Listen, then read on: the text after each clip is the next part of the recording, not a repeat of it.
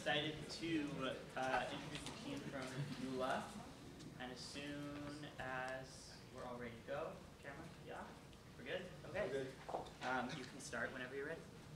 My name is Amira. My name is Miriam. And we are here today to represent the YULA Girls High School Moot Beit Din. Shayna Goldstein has trusted us to aid her in an extremely important decision. Her father, Leib has been suffering from Alzheimer's type dementia for the past 10 years. A few days ago, he had a heart attack, which resulted in heart failure. He is currently on a respirator and an IABP, without which he would not be able to survive. We have come to the conclusion, based on many halachic sources, that Shayna should choose to have Mr. Goldstein go through with the bypass operation. This surgery has a 70 to 75% chance of his survival, along with a 60 to 70% chance of allowing him to live out his normal lifespan. We would like to introduce our case with the following statement from the Igrot Moshe. It is obvious and clear and known to any Torah follower and God-fearer that we are obligated to heal and save by any means possible any human being without distinction as to intellect or competence. We learn from this that we have to do all that is in our power to save Mr. Goldstein, because just because he's not able to interact meaningfully with his environment anymore because of his disease of Alzheimer's, it doesn't make him any less of a human than you or me. We'll begin with ruling out the option of leaving Mr. Goldstein as he is. The same emphasis on the importance of life is found in a Braita in Talmud Sanhedrin 73a. The question asked here is, how do we know that we have to save someone from a dangerous situation? The Torah answers, Lo ta'amod al dam re'echa. Do not stand idly by in the blood of your peer. We cannot stand idly by and let Mr. Goldstein's IABP fail within this week. We cannot step back and allow him to die without trying to save him. Talmud Yoma 83a to 85b starts with a Mishnah that rules that you must remove the rubble from someone who has had a structure collapse on him or her. In our case, the rubble is Mr. Goldstein's current medical condition. So removing the rubble would be removing any obstacles hindering his existence. If we leave him as he is, we will not be acting in accordance with this Mishnah, as we would not be removing the rubble from his body. According to the Sitz Eliezer 1389, we should allow a patient to die a mitah yafa, a death of dignity, if he cannot be saved via medical intervention. We should not degrade Mr. Goldstein into a figure of many tubes without a purpose.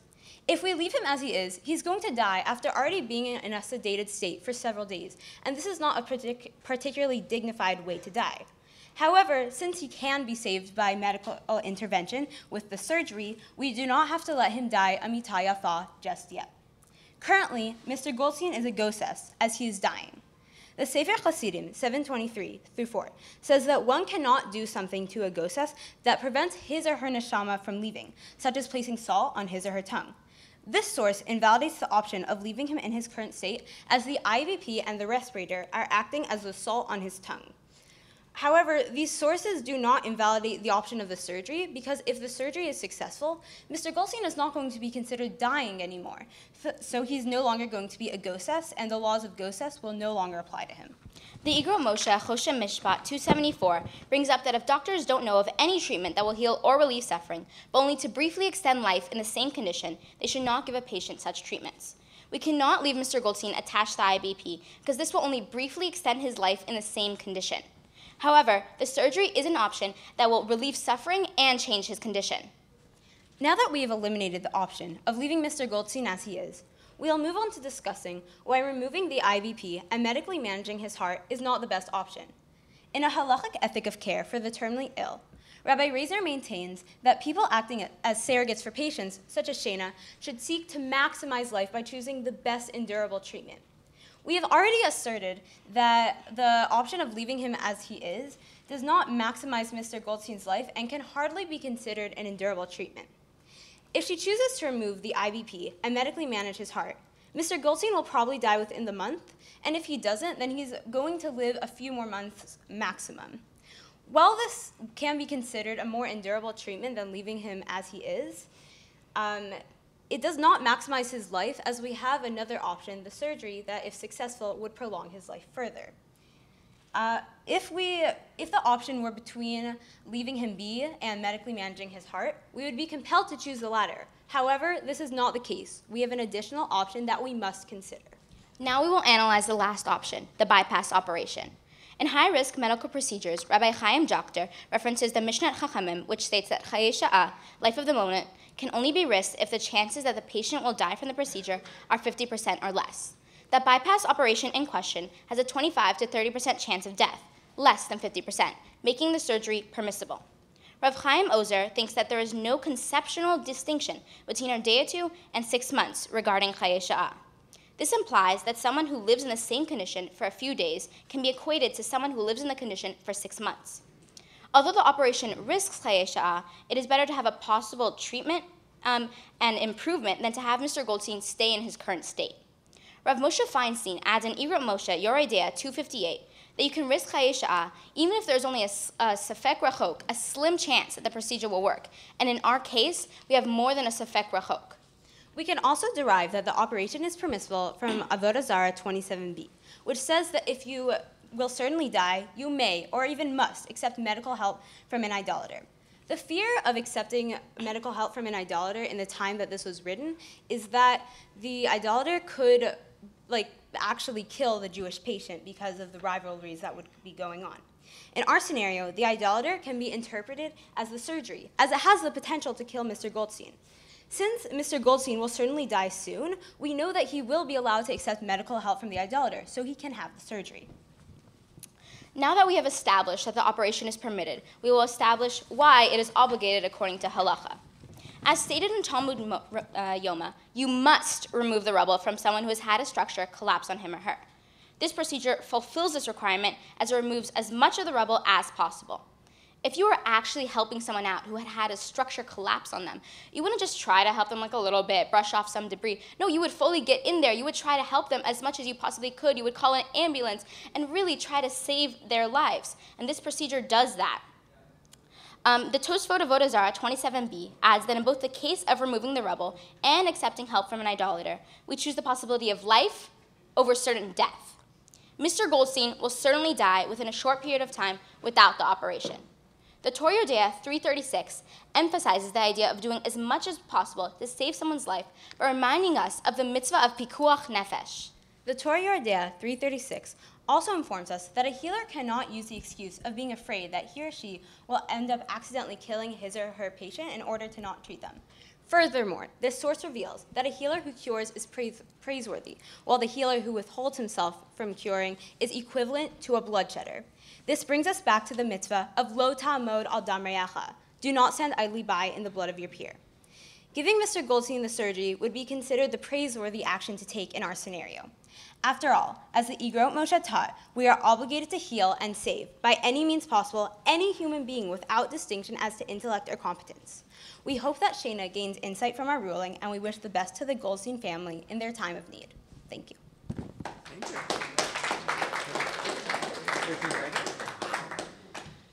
You guys all have this timed out. That's great. I'm just curious, always 10, 13 seconds. Anyway, Yeah. First of all, good presentation. The your enthusiasm and sort of personalization was very noted and very, very good. Thank you. But ultimately, what did you decide?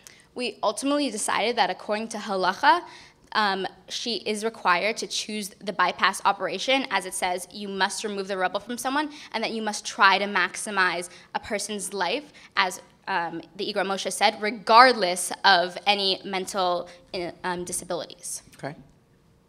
Also, the issue that we're trying to solve here is his heart condition, and what we're trying to do is bring him back to his current state, like before when he had Alzheimer's. Because if this heart issue had never come up, there would have never been the question of, should we pull the plug or not? Because if a person with Alzheimer's would just be like, I'm not liking my life, I just want to die now, no halachically accurate person would say that, okay, you can die now. How does, and I get that, but how does his physical age weigh into the conversation? The fact that he's 65. The fact that he's 65. Well, in this day and time, people live to, 70s, 80s. He can live out, his normal lifespan could be 5 more years, it could be 2 more years, 10 more years, and we want to allow him to reach that age. 65 is considered young in our day and age. True. And the reason why I just raised that is because 65, it's someone who's older, but not necessarily. Right, they're not at It's not saying we're going to have surgery on a 104-year-old. Exactly. But it's definitely something that I think needs to be considered, because the body of a 65-year-old may not react to surgery the way the body of a 17-year-old would do. So, of course. But anyway, Dr. Ross. So, great presentation. So I'm going to ask you the same question I asked the first team. Okay, so let's say the patient is 65, no dementia, and he's awake, and he's saying, well, they're giving me two options. One is to have the balloon pump removed and manage me on medications. The other one is for this high-risk surgery. Am I obligated to do either one? What would your answer be? We would say that you would be obligated to do the surgery because you would want to maximize your life. If he cares about halacha and he's really coming to Beit Din, this is our halachic ruling, and we've proved it through multiple sources that this is what halacha requires. And so if he's really caring what halacha wants and he's faced with that extremely tough decision, we recognize that we need to be compassionate, and we feel that by choosing this, we are being compassionate, and it would be the best decision for him. Great. Do you have another one? Yeah, no, it's the same idea. So yes, it's there's a high-risk procedure. So he's saying there's a 1 of 3 chance that he's going to die on the table. So if somebody says, well, I know that I can live a few months and take care of everything I need to, spend time with my family, and I know I can get that by just being treated with medicines, maybe I don't want to take that risk. Is that something that we say, no, you have to, or is that something that we say, it's your choice? I mean, a person can do whatever they want, but if they do want to be in accordance with the halachot, we said before that we're saying that chayei sha'ah is not necessarily the priority here, because a person who lives a few days in the same condition is equivalent to someone who lives in that state for 6 months. So it's worth the risk to chayei sha'ah. How do you weigh, based on that and also a little piggyback, how do you weigh the concept of death with dignity, noting that no matter what, he's going to die? So, whether it's on the table, whether it's going to be in 6 months, 8 months, or whatnot, but where's that death with dignity piece come in? So the reason we feel that the bypass operation allows him to eventually have this death of dignity is that if it works out, which it has a 70 to 75% chance of, allowing him to survive, and a 60 to 70% chance of allowing him to live out his normal lifespan, he will be allowed to leave the hospital. And so once he leaves the hospital, Shayna can choose to do whatever she chooses.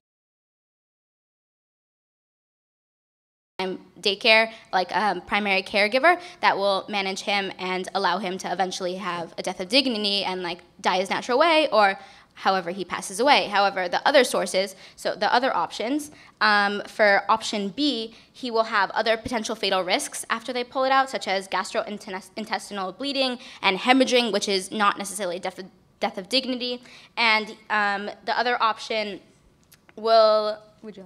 Yeah, so the option of leaving him as he is not a particularly dignified way to die, because he's sedated, he's a ghostess, and we're just trapping him in his body in this world. His neshama is trying to leave at that point. Great. Anything else? Well, thank you, and thank you for handling the questions Thank you really so much. well. Thank you. Congratulations.